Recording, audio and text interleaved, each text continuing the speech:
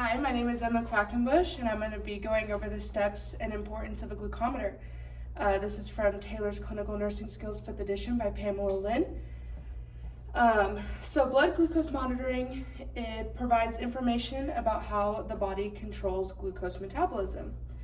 Controlling the patient's glucose levels is an important part of care for patients with many conditions, including diabetes, seizures, liver disease, pancreatitis, head injury, stroke, alcohol, drug intoxication, sepsis, and patients on prescribed corticosteroids.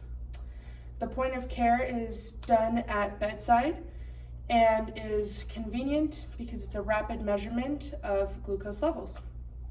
So when starting a patient's glucose level, you are to gather all of your necessary supplies and have them ready at bedside, including a glucometer that is calibrated correct to your facility's procedures.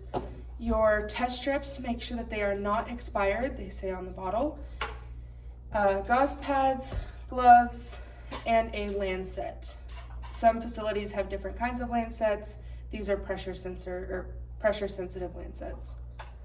And alcohol wipes. Go ahead and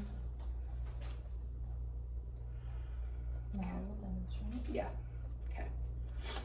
Now I'm going to demonstrate how to use a glucometer on a patient. So, hi, my name is Emma. I'm going to be your student nurse today. How are you doing?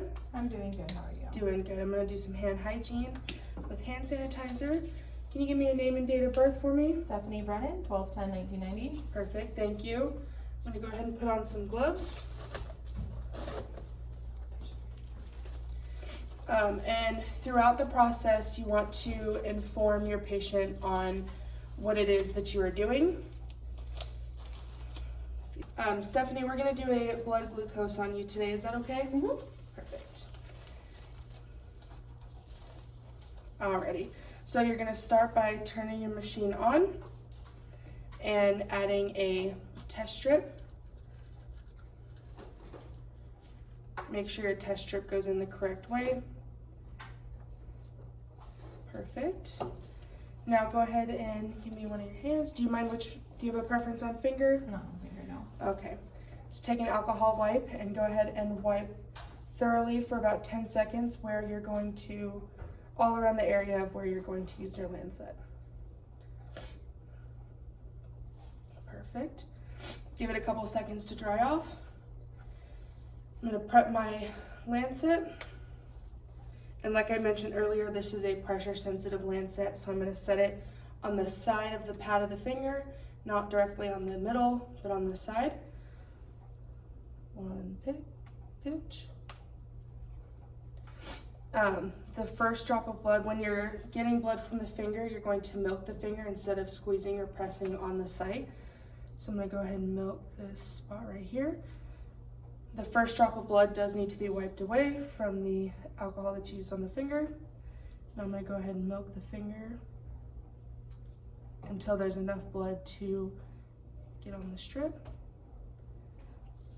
I'm going to set up my glucometer right in the center. Perfect. That center of the strip will fill up.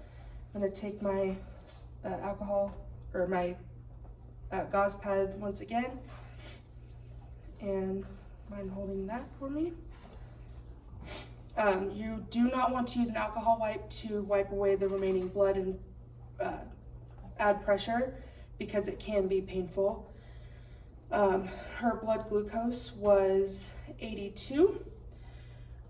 Do make sure that when you are getting a blood glucose, you are checking the insulin levels with the order prescribed by the physician and following that order as prescribed. When cleaning up your area, all of your sharps will go in a sharp container, and your alcohol pad and gauze pad will be dumped into a hazardous waste because of the blood contaminated on them. And clean up your supplies and you are good to go. Thank you.